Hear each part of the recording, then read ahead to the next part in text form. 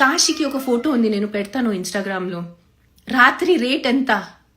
How అంటే ఎలా? ఎవరిని రేట్ అడుగుతున్నారు? ఏంటి అడుగుతున్నావు నువ్వు rate?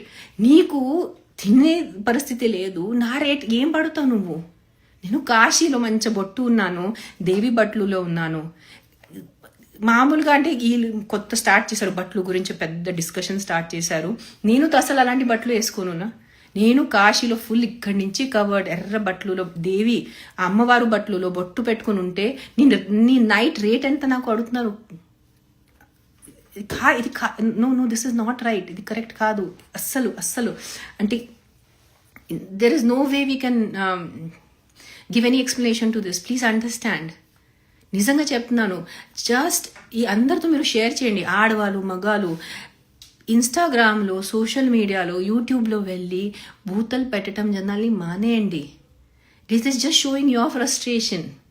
If I delete Instagram today, నాకు బూతులు ఉండవు, కానీ మీరు వేరే వాళ్ళని బూతులు ఇస్తారు, మీరు వేరే వాళ్ళని తిడతారు.